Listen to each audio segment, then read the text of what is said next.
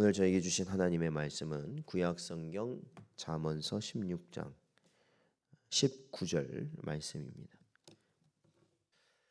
다 찾으셨으면 저희 함께 봉독하겠습니다.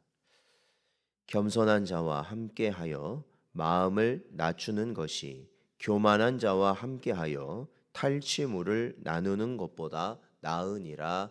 아멘.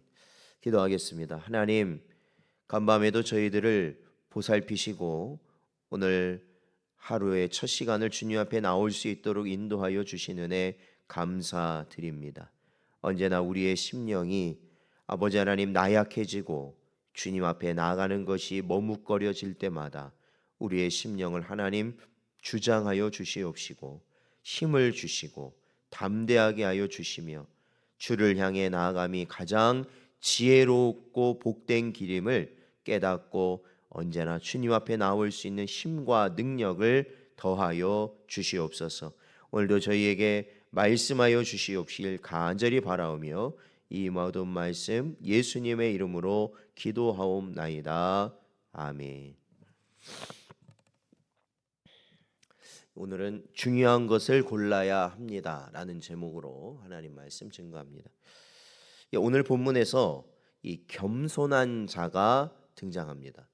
그런데 이 겸손한 자라는 말에는 의로 인하여 고난 받는 자라는 의미도 포함되어 있습니다.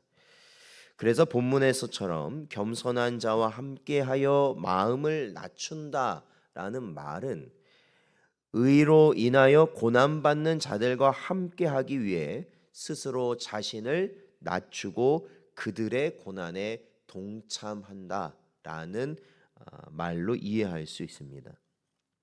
그리고 오늘 보면 하반절에 교만한 자도 등장하는데 이 교만한 자는 뒤에 나오는 이 탈취물이라는 말, 그러니까 탈취물이라는 건 남의 것을 빼앗은 거라는 거죠.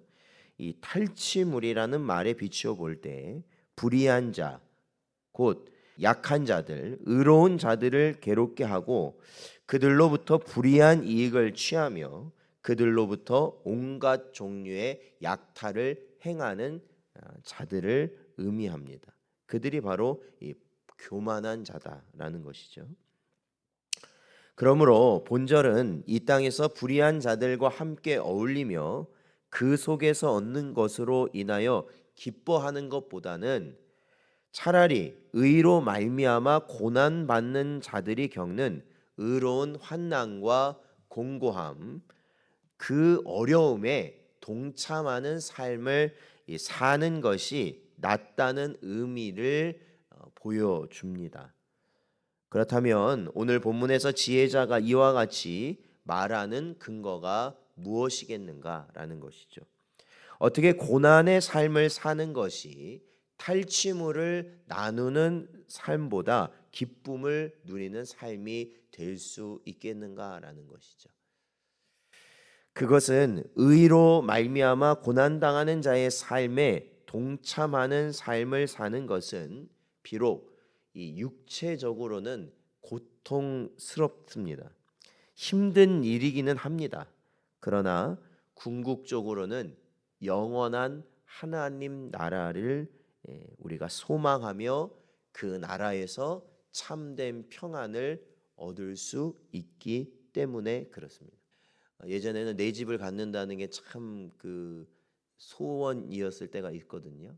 뭐 지금도 그렇긴 하지만 예전에는 이렇게 새빵살이라고 그래서 이 주인 집과 같이 사는 경우들이 굉장히 많았어요.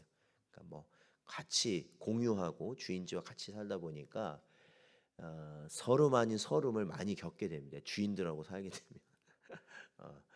그래서 꼭 내 집을 가져야겠다. 뭐 이제 이런 마음을 갖고 이제 그 집을 장만하기 위해서 어떻습니까? 꼭 내 집을 가져야겠다 해가지고 그 어려운 형편에 그 내 집을 가지려면 어떻게 해야 돼요?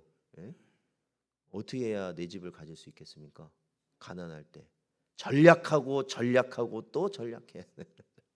예? 먹는 거 줄이고 즐기는 거 줄이고 뭐 입는 거 줄이고 다 줄여가지고 그거를 줄여서 그 돈을 모아가지고 나와야 어떻게 합니까? 내 집을 얻을 수 있게 되는 것이죠. 그게 줄이면서 산다는 게 쉽습니까? 어렵습니까? 굉장히 어렵습니다. 예, 정말 어렵습니다. 그거를 줄이면서 산다는 게 굉장히 어렵습니다. 그러나 소망이 있죠. 이렇게 하다 보면 내 집을 가질 수 있다. 그리고 내 집에 가면 어떻게 해요? 주인 눈치 안 보고 평안하게 살 수 있다. 그런 거 아니겠어요? 마찬가지라는 겁니다. 사랑하는 성도 여러분, 우리가 잠깐 이 땅에서요, 불이한 재물이나 그러한 이익들을 이렇게 누리면서 조금 편하고 안락하고 남들이 누리지 못하는 것들 내가 누리고 살아가는 것을 나의 만족으로 여기는 것이 아니라 성도들은 멀리 봐야 된다는 거예요. 그렇죠? 멀리. 그렇죠? 우리가 부르는 찬양 중에도 있잖아요. 죄 많은 이 세상은 뭐 아니라고요? 그다음 뭡니까? 죄 많은 이 세상은 그다음 뭡니까? 내 집 아니네. 죄 많은 이 세상은 내 집 아니네.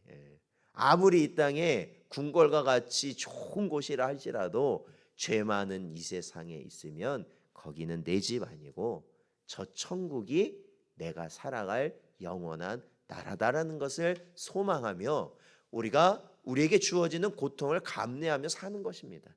사실 여기 의로운 자들이 왜 고통을 당하겠어요? 그 뒤에 나오는 교만한 자들이 의로운 자들의 것을 탈취하기 때문에 그렇습니다. 그래서 고난을 받는 거예요. 사랑하는 성도 여러분, 우리가 이 땅에 육체적으로는 편하고 즐거울 수 있는 삶을 살 수 있는 것, 그래요. 불의한 것들을 우리가 누리면 그러한 삶을 살 수도 있습니다. 그러나 영적으로는 자신을 공고하게 하며 나아가서는 결국 하나님의 심판을 받아서 영원한 고통 가운데 거하게 된다라는 것입니다. 그러나 의로 말미암아 고난 당하는 자의 삶에 동참한다면 비록 이 땅에서는 힘들고 고난을 겪을지라도 영원한 하나님 나라에서 평강과 안식을 누릴 수 있다라는 것이죠. 예수님은 이에 대해서 이렇게 말씀하십니다. 마태복음 5장 9절에서 12절 말씀을 보면 화평하게 하는 자는 복이 있나니 그들이 하나님의 아들이라 일컬음을 받을 것이며 의를 위하여 박해를 받는 자는 복이 있나니 천국이 그들의 것임이라. 나로 말미암아 너희를 욕하고 박해하고 거짓으로 너희를 거슬러 모든 악한 말을 할 때에는 너희에게 복이 있나니 기뻐하고 즐거워하라. 하늘에서 너희의 상이 큼이라. 너희 전에 있던 선지자들도 이같이 박해하였느니라 말씀하십니다. 사랑하는 성도 여러분, 그러기에 우리는 악인들, 불의한 이익을 취하는 자들은 얼마 안 되는 현세에만 마음을 두고 잠시 손에 쥐어지는 물질에만 눈이 어두워 영원한 세상을 보지 못하는 영적 소경들이라 할 수 있다는 것입니다. 그러니까 정작 진짜 중요한 것을 고르질 못한다는 것이죠. 분별하지 못한다라는 것입니다. 그러나 우리 성도들은 이 같은 삶을 사는 자가 아니라 영원한 세상, 영원한 상급을 바라며 의로운 것에만 마음을 두고 사는 자들이라는 겁니다. 그러니까 좀 전에 저희들이 보았던 마태복음 5장에 나온 예수님의 말씀처럼 산다는 것을 우리가 생각해 보면 우리가 이 땅에서 겪는 여러 일들 가운데서 내가 주를 위하여서 주로 인하여서 겪는 고난이 뭐가 있겠는가라는 것이죠. 그렇죠?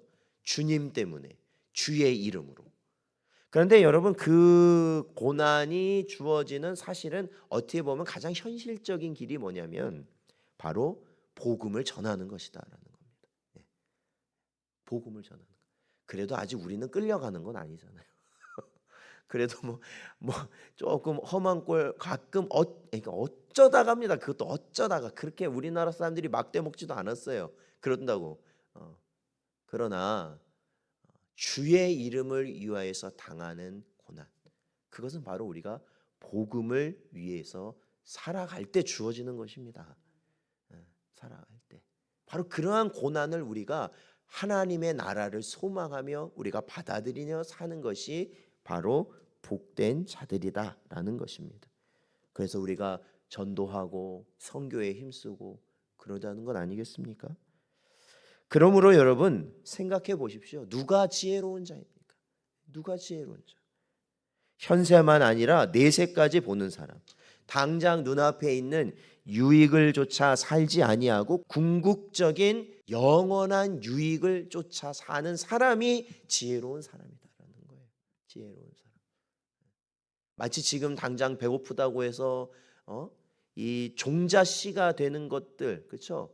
그렇죠? 벽시라든지 뭐 감자라든지 이 종자가 되는 것들을 먹어치우면 어떻게 됩니까? 그러면 수확을 못 하는 거예요. 그때 한번 먹으면 꽝이에요. 그냥 이제 다 없어지는 거예요. 그래서 지혜로운 사람은 어때요? 그거를 참고 어떻게 해요? 그때 심을 때는 참고 그것을 심는 겁니다. 그래야 많은 수확을 거둘 수 있기 때문에 그렇다는 거예요. 마찬가지예요. 우리 역시도 세상의 그러한 길이 아니라 의의 길을 가는 것에 우리는 반드시 힘써야 되고 그것이 좋은 길을 골라가는 자들이라는 겁니다. 사랑하는 성도 여러분, 오늘도 우리에게 주신 말씀을 잘 기억하고 언제나 그와 같이 행하는 지혜로운 여러분 되시기를 주의 이름으로 축원드립니다.